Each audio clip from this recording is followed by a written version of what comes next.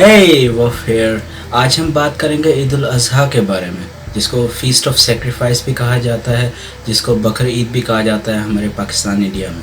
Eid of sacrifice या बकर ईद क्या है, क्यों मनाया जाता है, इस्लाम में इसकी क्या सिग्निफिकेंस है, क्या और मज़ाहिब में भी इसका ज़िक्र है।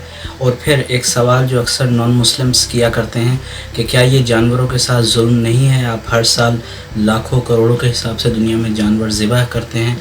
हम इन्हीं तमाम सवालों का जवाब जानने की कोशिश करेंगे इस वीडियो में। Welcome to the world of facts.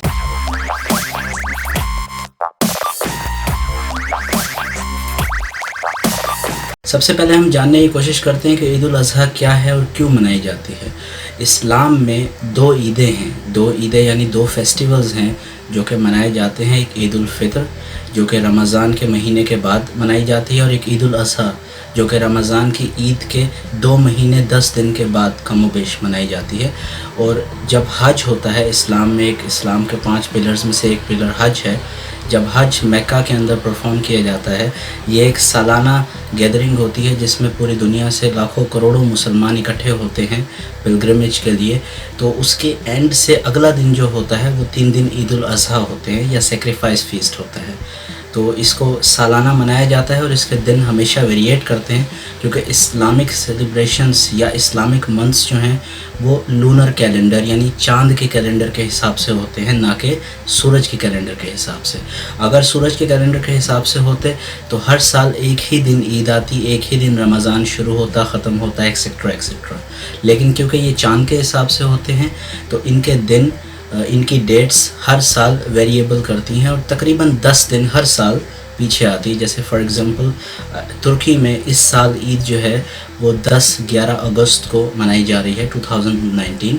इसी तरह नेक्स्ट ईयर ये ईद 1 या 2 अगस्त मनाई जाएगी और फिर इसी तरह ये पीछे होता जाएगा। अब हम बात करते हैं कि इसका ओरिजिन क्या है, ये कहाँ से आई है, इसको क्यों मनाया जाता है और इसकी इतनी इम्पोर्टेंस क्या है। जैसा कि आप जानते हैं कि इस्लाम एक अब्राहमिक रिलीजन है, और अब्राहमिक रिलीजन जो कि हज़रत इब्राहीम अलैहिस्सलाम से ओरिएंटेट करते हैं, जिसमें जुदाइज़म भी आता है, जिसमें क्रिश्चियनिटी भी आती है और इस्लाम भी आता है।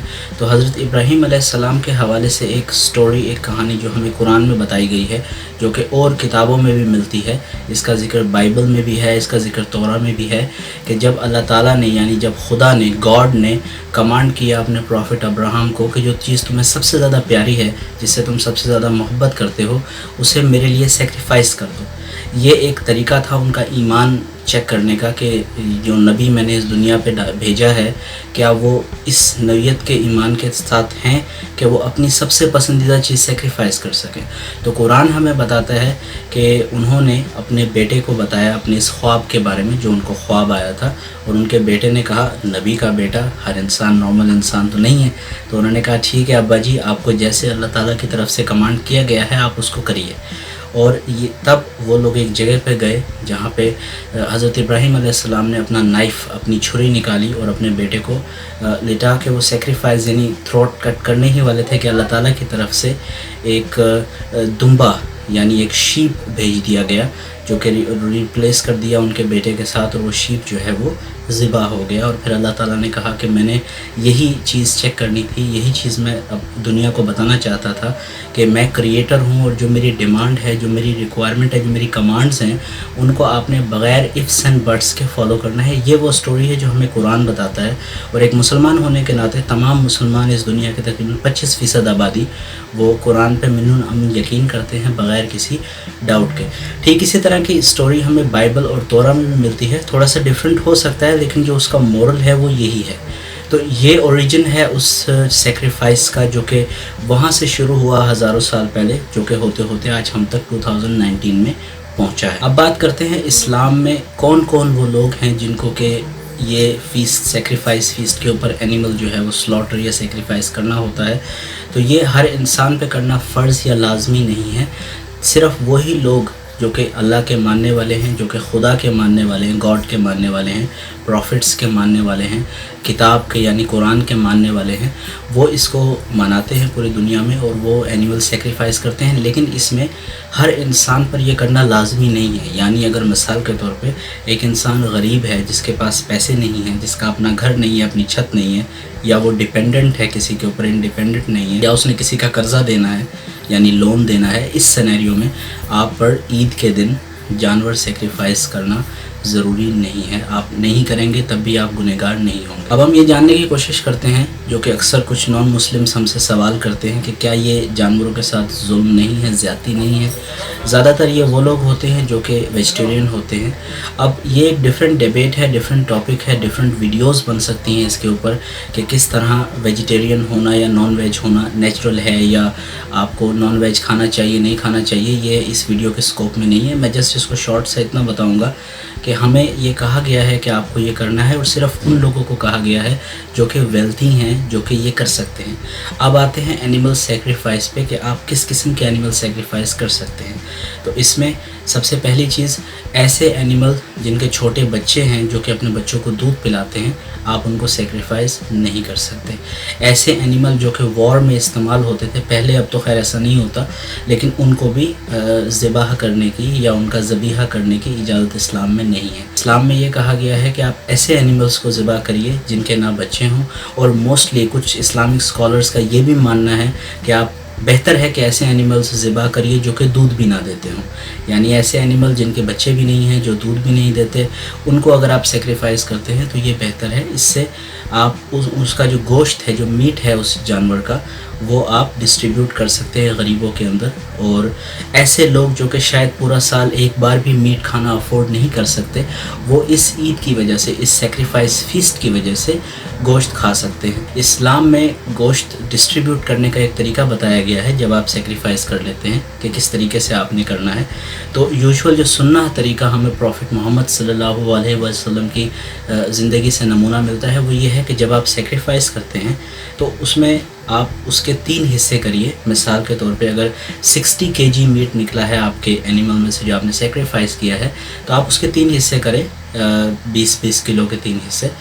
اور اس میں ایسا نہیں ہے کہ آپ اپنے لیے جو ہے وہ پیور میٹ لے لیں اور اپنے حصے کی ہڈیاں ہیں یعنی بونز ہیں ان کو آپ باقی 40 kg میں ڈال دیں. ایسا نہیں ہے. آپ کو کوشش کرنی ہے کہ جتنا زیادہ آپ انصاف کر سکیں آپ اس طریقے سے کریں، اور اس کو ایکولی 3 حصوں میں ڈسٹریبیوٹ کر کے اس میں پہلا حصہ جو ہے یعنی ان 3 میں سے ایک پورشن جو ہے وہ آپ کو دینا ہے غریب لوگوں کو، پور پیپل کو. یعنی وہ بیگر ہو سکتے ہیں، وہ غریب ہو سکتے ہیں، وہ ایسے لوگ ہو سکتے ہیں جن کی کوئی جاب نہیں ہے یا جن کے پاس کوئی کام نہیں ہے، جن کے پاس کھانے کے لیے پیسے نہیں ہیں. اور ایک حصہ یعنی سیکنڈ پورشن جو ہے 20 kg وہ آپ کو دینا ہے اپنے رشتہ داروں کو، کلوز ریلیٹیوز. لیکن اس میں پریفرنس آپ نے ان کو دینی ہے جنہوں نے خود سیکریفائز نہیں کیا.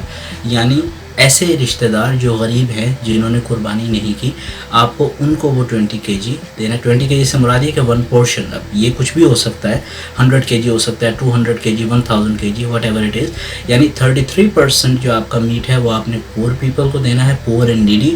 33% آپ نے اپنے ریلیٹیوز کو دینا ہے، رشتہ داروں کو دینا ہے جو کہ غریب ہیں، جنہوں نے قربانی نہیں کی. اور یہاں میں ایک بات اور کہنا چاہوں گا کہ اکثر ہمارے رشتہ دار برا مان جاتے ہیں اگر ہم ان کو کچھ ریلیٹیوز کو نہیں دیتے کیونکہ انہوں نے خود قربانی کی ہوتی ہے. تو اس میں برا ماننے والی کوئی بات نہیں ہے. یہ ہمیں اسلام نے حکم دیا ہے، یہ سکھایا ہے کہ آپ کو دینا ہے غریبوں کو، مسکینوں کو، اور ایسے لوگوں کو جو نیڈی ہیں. اگر سپوز آپ کے کوئی ریلیٹیو ہیں جنہوں نے خود بھی کیا ہے، آپ اگر ان کو میٹ دیتے ہیں تو وہ اتنا زیادہ فائدہ مند نہیں ہے، کیونکہ مقصد آپ کا سیکریفائس کر کے گوشت غریبوں تک پہنچانا جو کہ اسے کھا نہیں سکتے یا افورڈ نہیں کر سکتے. یہ آپ کا پرپس. اس کا جو تیسرا پورشن ہے یعنی 33% وہ آپ کو اپنے لیے استعمال کرنا ہے. یعنی اسے کھا سکتے ہیں آپ کے بچے، آپ کی بیوی، آپ کے جو اہل بیت جو آپ کے گھر میں آپ کے ڈیپینڈنٹ ہیں وہ لے سکتے ہیں. لیکن کچھ لوگ ایسا کرتے ہیں کہ وہ سیکریفائس کرتے ہیں، سیکریفائس کر کے پورا کا پورا 100% میٹ ہی اپنے ڈیپ فریزر میں رکھ دیتے ہیں اور اس کو وہ پھر پورا سال یا 6 مہینے 4 مہینے کھاتے رہتے ہیں.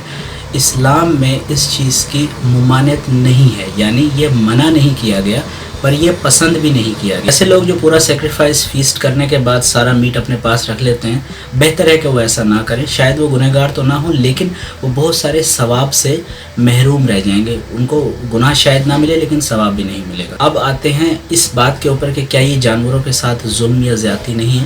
اس پر بہت سارے اسلامک اسکالرز نے ڈیبیٹ کی ہیں، بہت ساری ویڈیوز بنائی ہیں، لیکن میں اس میں صرف اتنا ہی کہنا چاہوں گا کہ ایسے اینیملز کو سیکریفائس کیا جاتا ہے جو کہ ادروائز سوسائٹی کے لیے یوزفل نہیں ہیں، یعنی ان کے بچے بھی نہیں ہیں۔